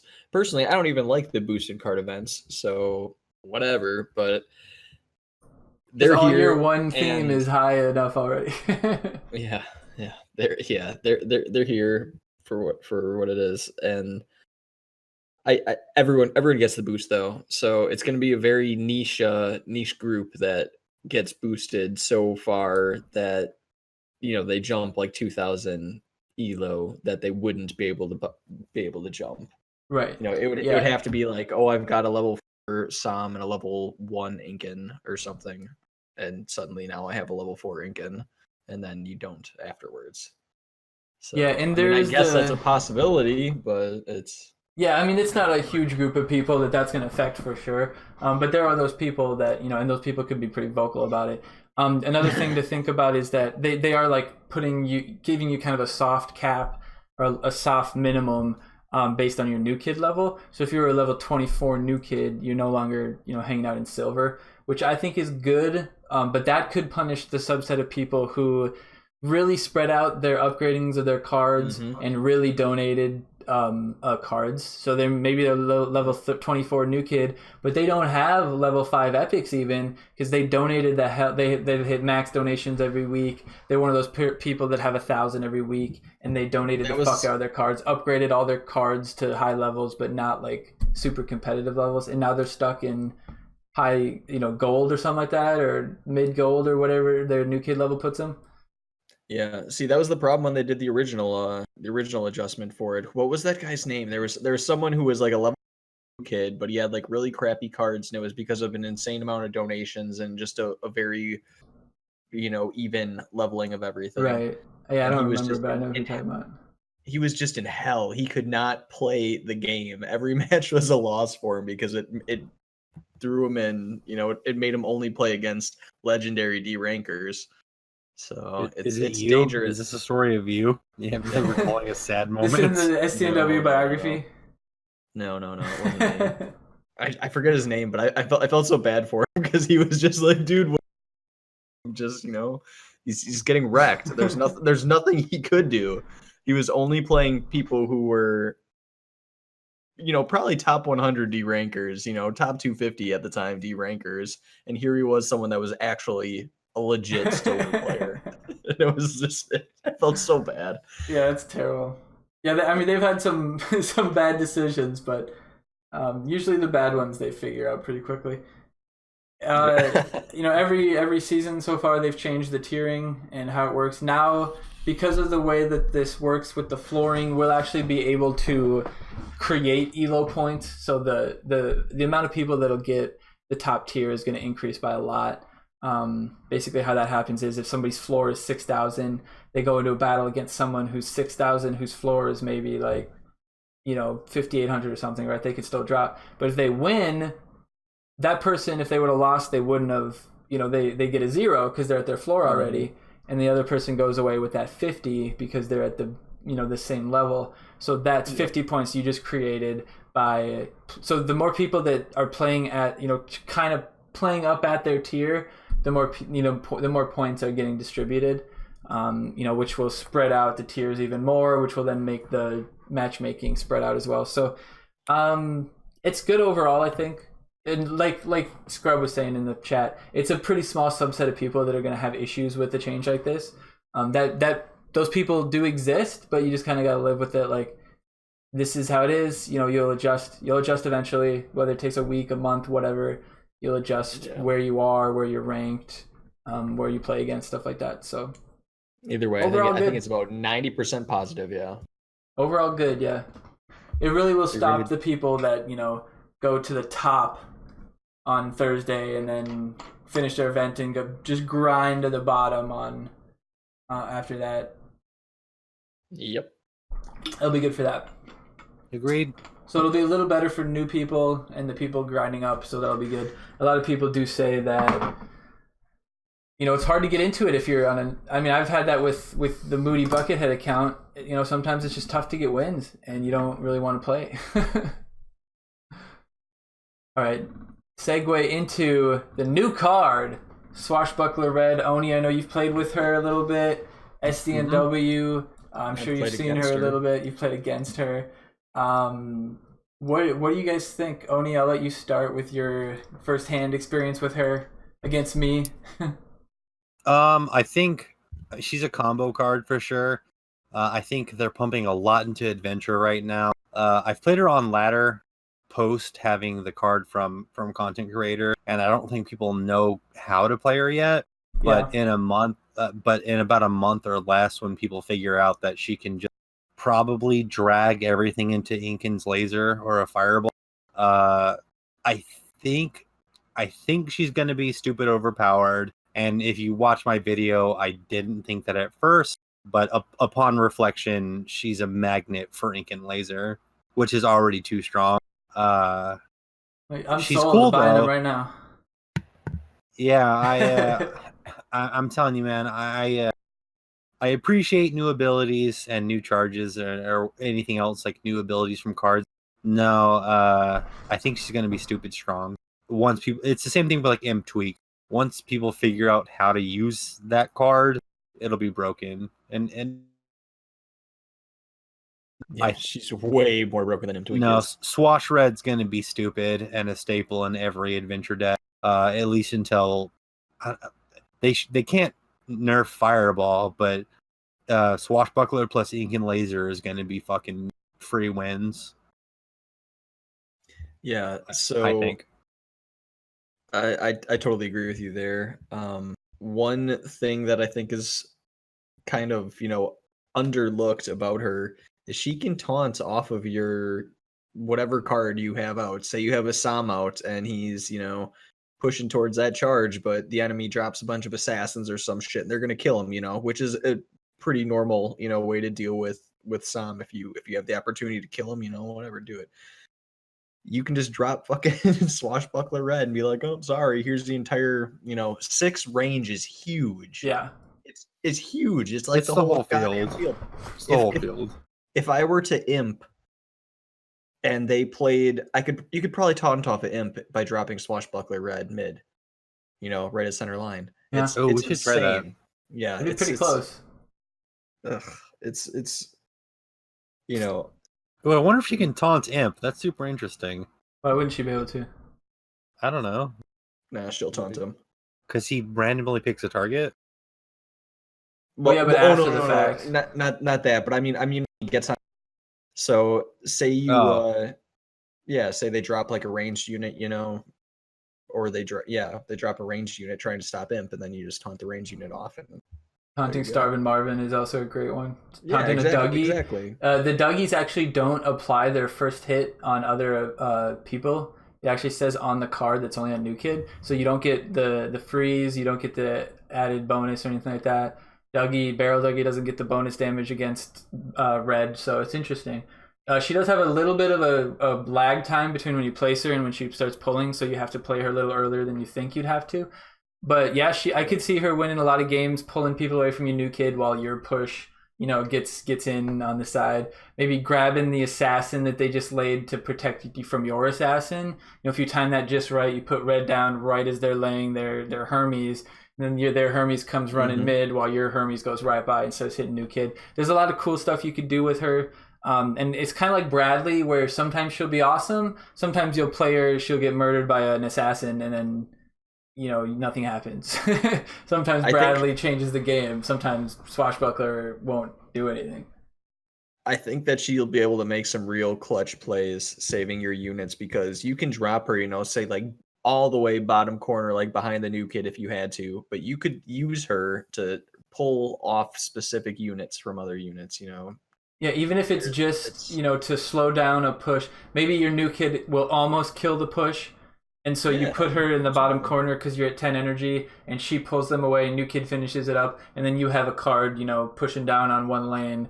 Even if that's not it, she's still a 4-drop epic. She's about as strong as like a hook hand or something like that. It's not a worthless body. It's something you have to deal with. So it's interesting. It's probably the most interesting card I think that we have so far, as far as like how you can use her, the kind of stuff that she allows you to do.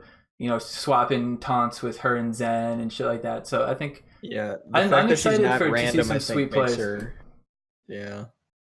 Yeah, I'd say Zen or not Zen. I'd say Imp is probably was the coolest ability card, but yeah, her not being random and having like basically global range, just the possibilities are pretty strong.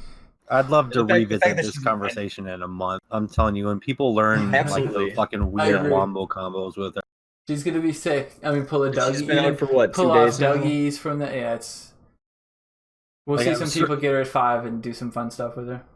Haven't you guys been fighting level 6 Bradleys lately that just rock your shit? Yes. Not when you have Incan level 5, bud. Oh yeah, that's right. We don't all have level 5 Incan, bud. Can't. Some of us have level 3 Incans. 0 of 8. Fuck you. Yeah, I think I'm 1 out of 8.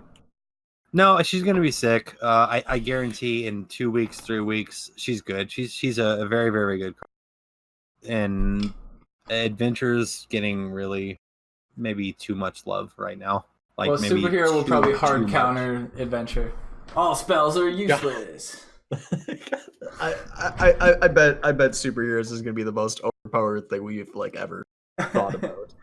All right, we can talk about that next. Blow our minds. We can talk about that next. I didn't have it on the list, but we definitely were going to talk about the new theme, which is pretty obvious that it's going to be Goth Kids. Pretty obvious that it's going to be superheroes at this point.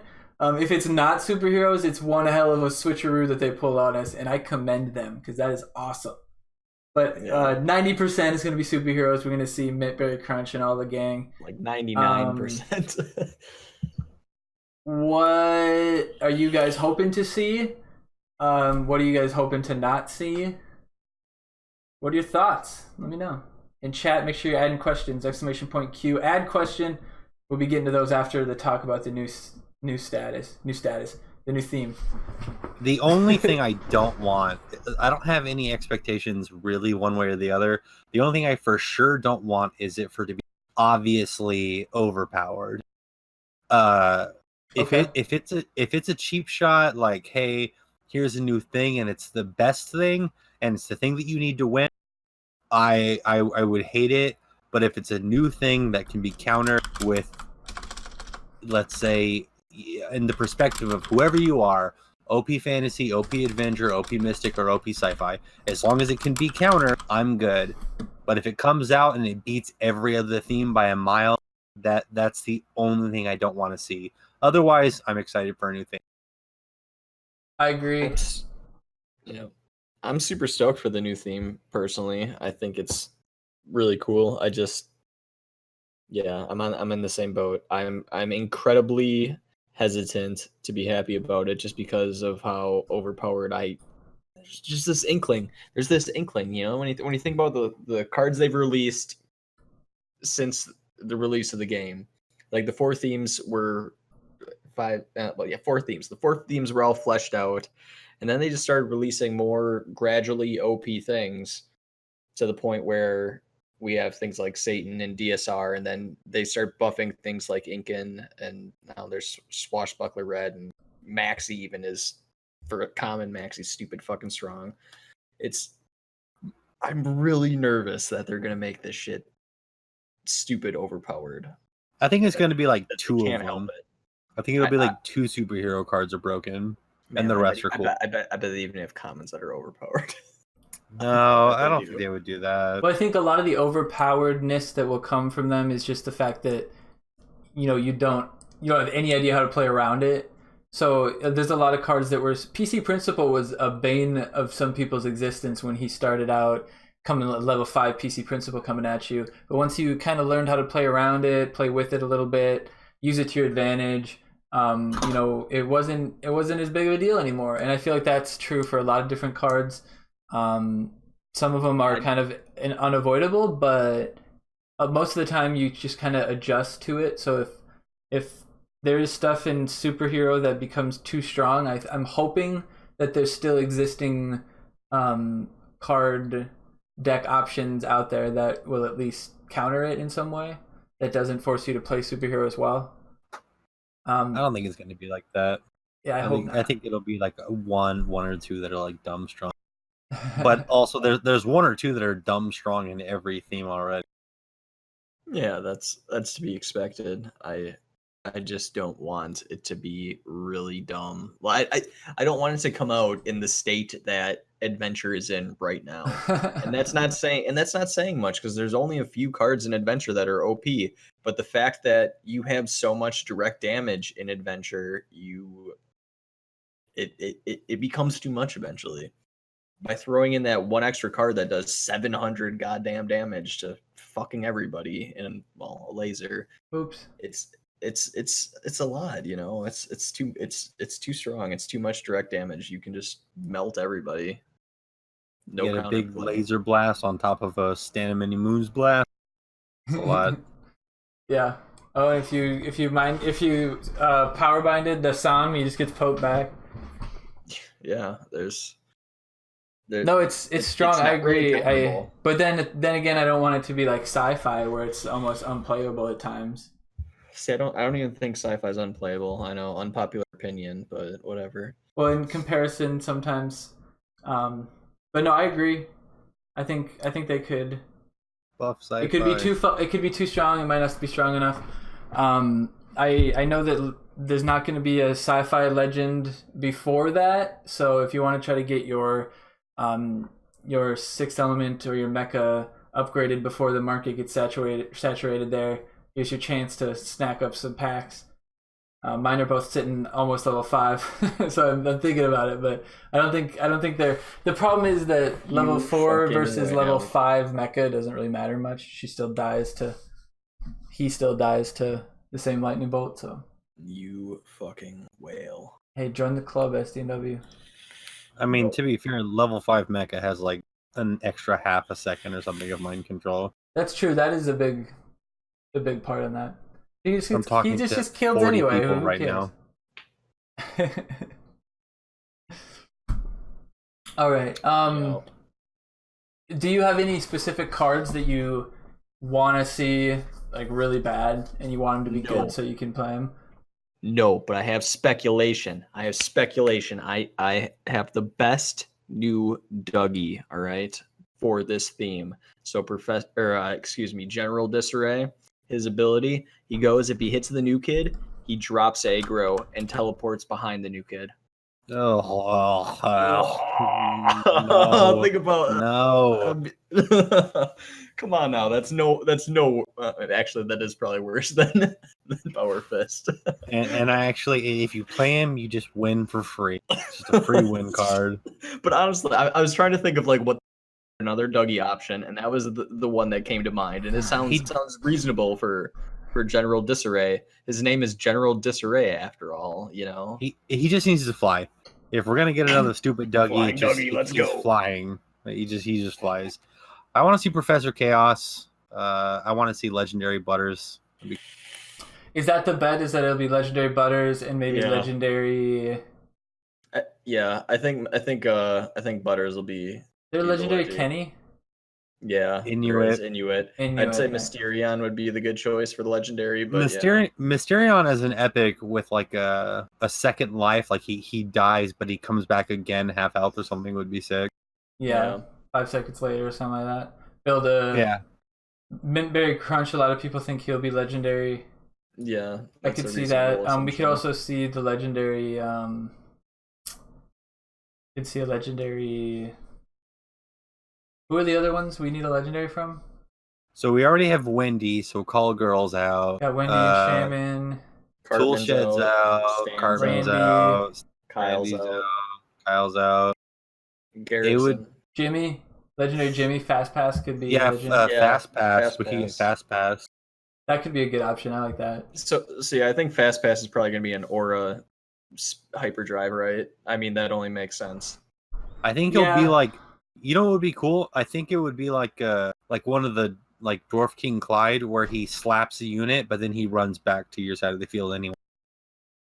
That would be super awesome. To where he just slaps the shit out of somebody. You drop him behind your new kid, and he like sprints over like the Flash, fucking slaps the dude, fucking just shoots back. Takes like half health and then goes true. back. That sticks true to one of his abilities in the game for sure. Yep. That's what I'm saying. That'd be cool. Yeah, or awful. Something like that. Maybe if it's a charge ability, but Jimmy's are auras though. Well, it doesn't always have to be like that. They don't always have to be like that. Look at Wendy. Wendy's a little bit different. Wendy is the one exception in the entire game. Red isn't global. She's got an aura on Swashbuckler. They can change it. They can change it. As if 6 isn't global. They can change if they made her taunt global. Imagine if they made the taunt global. Oh my god, dude. It's already almost global, but I mean... it's pretty close, yeah. You have to be in the corners. But at least you can't play it half court and it still blocks, new kid. But the only question I have with that is if you have somebody who's faster than the person that's chasing red or slower than red, if he gets out of the range, does he keep targeting red or will he turn around and target somebody else? That's my only question. I think he'll stay taunted for the entirety as long as he picks up the initial taunt, just like Zen. Unless he grabs somebody else, unless somebody else gets in the way. I believe that's how it works with Zen, where if Zen picks up the taunt and then gets knocked out of range by someone with like a strong knockback, he'll still keep the taunt. Call girl disabling Warcry or disabling New Kid for 30 seconds. That'd be interesting.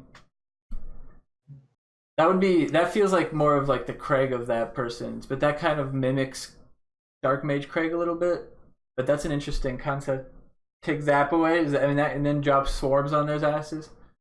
I feel like Wendy would have to, or Call Girl would have to, target like three units. Lower I know their Shield defense. Main is the one difference, but yeah, lowering some sort of defense would be strong.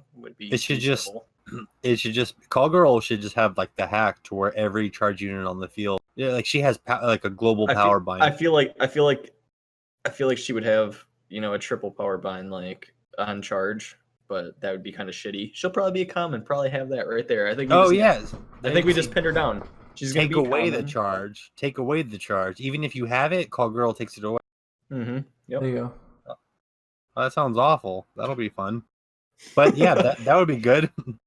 Interesting. That sounds awful.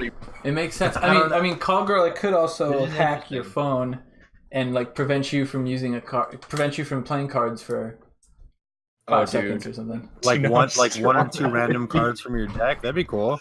Oh yeah, forces what card you play next or something like that. Or just disable 2 cards in your hands. Oh, that'd be broken too. Yeah, the next card can't be one of those too. Mm-hmm. Yeah, play that with Youth Pastor Craig, and Call Girls. Think about a card. Oh, God. Think about a card that you can only use one time. But the next card that the opponent uses gets removed from their deck for that game. For the whole game? Yeah, so you're at 11 cards, but they're at 11 cards too, and you can use it to like grab their Zen Cartman or some shit and pull it out of their deck or something like that. Take their Incan out of their deck. No more Incan. Fuck you. Dicks. Now that would be a fucking interesting ass card. There's so many really cool options that come from the superhero theme though. It's theory crafting is so much fun, coming up with new ideas. I love that sort of thing. Assuming it's superheroes, we don't know. Assuming it's superheroes, it could be the Legendary Clyde is something we still You never know. Who's the Clyde? Is it Mosquito? Yeah, Mosquito. Is it? Is that Craig? I can't remember. Like the witch doctor token kind of shit. Yeah, I think maybe like flying with on hit lifesteal. That's what I was gonna say. On hit lifesteal, flying. 20% damage at lifesteal or some shit like that. Fairly low attack speed, I would say. Probably rare. Yeah. 4-drop. Common. We don't have a common Clyde, do we? Is there a common Clyde? I think they're all rare. Dwarf, Elven. What's the third one? Oh yeah, Hookhand. Yeah. So common one would be the first common. Craig. You're right. Yes, Super Craig and Wonder Tweak. That's right. Hopefully Super Craig and Wonder Tweak have a tandem You think they'll do combo that? See, that ability. kind of sucks. It kind of forces them to do that. But hopefully, yeah, even if it's just like different like voice chat stuff, if they're played together, That'd be cool too. Yeah, Just yeah, something just some sort of small. interaction. just something small, you know. Just give us some little Easter egg with those two. I mean, they're basically The married. Exodia combo. The Exodia combo. There we go. We found it. Wonder. There we go. You play them both. They Tweet and each get extra Craig. 10 HP. There you go. Perfect. Exodia. there's a in League of Legends there's some skins you can use where if you're wearing sunglasses, there's like 5 or 10 Yep. of them, you take like Yep. 1 less damage from solar abilities. Light.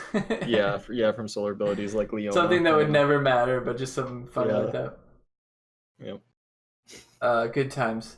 Anyway, new theme. I'm excited for it. If you didn't already know, the Infinity Gems will be used to buy packs that will include new cards, new packs, new theme cards, whether that includes mats and stuff like that. I would say probably not, since we've been able to just grind the mats right now, and then the mats will just get dispersed into the normal, places you get mats. I wouldn't doubt that they just increase kind of the total mats you get from almost every source. PvP packs, free packs, lockers, everything. Just to kind of offset the fact that you're gonna be pulling from 5 different types of mats now instead of 4, so it's gonna be harder to get the ones that you're looking for. And most of us will be looking for those new ones. I'd love to see a consumable that you could use. That you maybe if you finish an adventure pack, an adventure event, you get a thing that says for the next locker limit, your lockers, for the next 30 lockers, your lockers have a higher chance to have adventure materials in them, or sci-fi materials, or adventure cards, or whatever it might be, to kind of like, I don't care about the new theme, I still want to build up Mystic or whatever, so you just switch to Mystic as your like focused. I think that would be kind of cool. I just want to be Mystic locked. Yeah, Mystic locked. I hope they don't have the ability to get new theme locked somehow. That would really suck. There's no way. No, yeah, no. Yeah, I'm assuming. I don't think there's going to be new PvE. What do you guys think? I think there will be. I think there will be new PvE. I think they would be missing out if they didn't do, after you beat Grand Wizard Cartman, suddenly the city goes to night and it's Coon and Friends going on. Because, I think that just makes... Because Cartman lost and he wants to play a different game now. Exactly. Exactly. Play it, but it's a new game. Mm-hmm. Superheroes. Yeah, that's perfect. Perfect. We're playing superheroes now, new kid. I hope Red Lynx is watching right now, because we should be getting paid for this kind of idea. I hope that there's more. Oh PvE. yeah, I forgot you two are the big shills. So. Hey, that's us. You're not getting paid. I hope that there is. I'm not holding out for it. I'm not super confident that there will be it, because of the level, like the amount of work they'd have to do with South Park Studio to do something like that. We could see matches that don't have any extra voice content or any extra text messaging or any extra like story content, just like more levels. That could be possible. Who knows? Maybe they'll have challenge mode at the same time, or like a survival mode at the same time, and we'll have 2 new things to play with at the same time. We'll have no idea. Who knows? It's been long enough. I mean, they've had time. Yeah, hopefully. I thought this new theme would have came out a year ago. Well, it's been longer. Well, they were working on server side for a while. I mean, just call me cautiously optimistic. Hopefully, it doesn't get delayed past July. That would be really unfortunate. I feel really bad about saying that now. I feel like I jinxed us. I really do. Nah, it'll be good, man. Like no one has any info on these new cards. It's all under wraps. I don't know, man. I don't know. I'm nervous. I'm sure it's just fine. I'm sure it's been ready for a while and they're just holding out on us. Superheroes coming mid-July. July 2020. Coming sometime in fall. Superheroes coming next summer. Superheroes it's gonna be next summer. It'll be mid-July. We're good. Next summer. Yeah, well, I think we'll be good as well. Should be a fun time. I'm excited for it. At least we'll bring a little bit of a new vein to challenge mode for a while before people. I mean, don't get me wrong. People get a deck ready with $3,000 first day, but I'm curious if they're gonna do them all at once or they're gonna do them like weekly, and I don't know what they're gonna do. Yeah, we'll see. All at once, man. They better give us like a $100 pack where you can get them all the challenge level immediately. Well, I don't know. I don't like the idea of $100. Let's get these. I don't know. Get all the legends. It's everything. bad enough you spend more than $100 if you do. I want to be pulling packs and actually like, oh man, I got the new epic card, or oh man, I got the new rare card. I want that shit. I don't want it to be spoon fed to me super easily. But I feel like once you spend all your gems, you're gonna have every card except for the legends. I bet. I hope that you can spend the gems on one legend of your choice. God, I hope so. I agree. Depends on how many you have, I guess. Yeah. I hope everybody that's grinding challenge mode right now gets like a badass level 3 superhero legend. That'd be sick if you could give me level 3, Jesus Christ. On just gems that they gave for free? No way. Well, they're not free. You have to earn them. They're not grind free, challenge and everything else. Yeah, but everywhere you get them is PvP packs free. Yeah, but you can grind challenge mode over and over and over. For like 20. Come on. It's not meaningful. Yeah, challenge mode is... but I mean the battle pass itself gives you so many of them. Yeah. Yeah, when I was opening a pack, or like a challenge, or not a challenge pack, an event pack, and I got like 1,000. I was like, Jesus! Yeah, Jesus! I know. It's gonna take 10,000 to buy one rare card with these fucking things. They're giving a lot. But now that we know that they're like time constrained and we're not gonna continue to collect them, you know, it makes sense that they're just dumping them on us like candy. That's good for them. And like you said, a lot of us are gonna have all the cards. Other than probably the legends are a little bit harder to get, obviously, early on, and we'll be messing around with them. I foresee a lot of friendly fights with the new theme. I think we should do a tournament where it's new theme only friendly fights. That'd be pretty fun. Totally, I love mono. Let's play mono type. Let's do it. Fun. Yeah, I think. Exactly. Buy $100 up front. Better option. Everybody would do it. Yeah. I'm interested. You're not spending any? We gotta get that in writing, SDNW. That's fine. Take it in writing. You said that before DSR, man. Yeah. I yeah. Yeah. It's just new Pokemon's coming out, so exactly. That's it.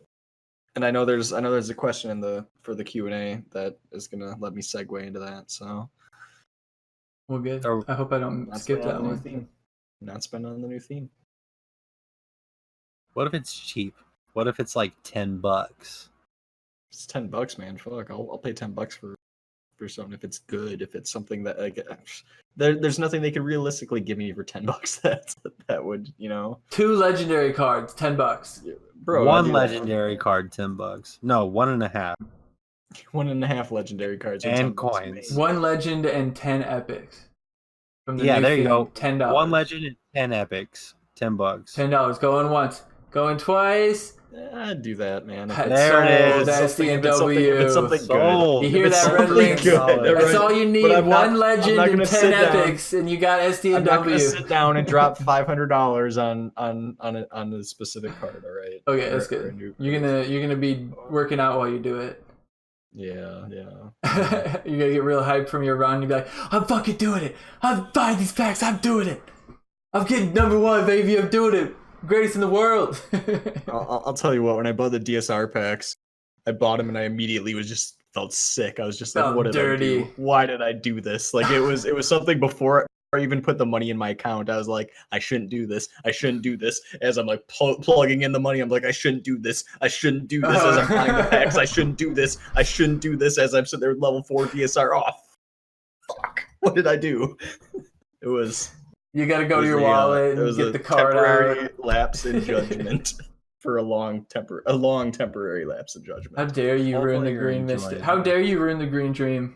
How dare you? Yeah, well, Shit, man. Green Dream can barely hang top 100 at this point, so it just gets zapped by Incan. Just kind of that's it. That's it. It always comes back to Incan. It does. It does come back to Incan. Comes back to It's Incan. so stupid strong.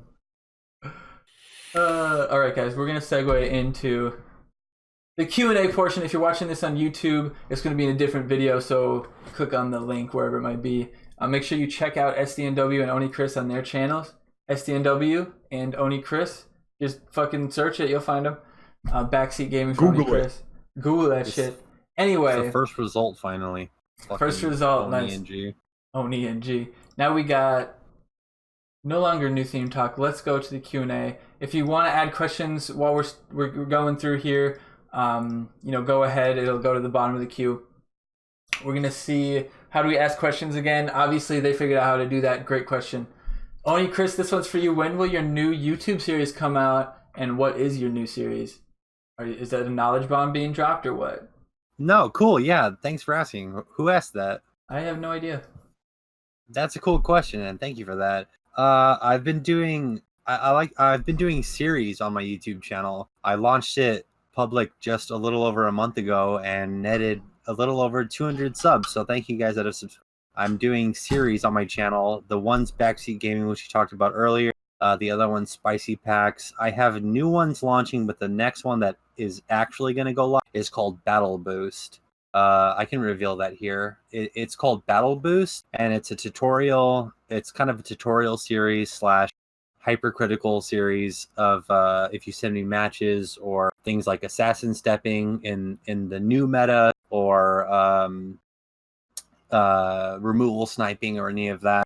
So it'll be my version of actual tutorials for the game for new kids or old players because I'm a new content creator and I think I have something new to bring to the table. When is it launching? I've already filmed the first one. I just need to edit it. It should be sometime this week. It's called Battle Boost. Check it out. Thanks for asking. Good shit, Oni. Sounds like it's gonna be pretty fun. I've been trying to do more on YouTube as well, just doing highlights and stuff like that. But also I've been doing cuts of my Saturday streams, like Paper Mario, shit like that. So a lot of different stuff going on YouTube. SDNW's also got some awesome edits of his games out there, so make sure you're looking around for all of us.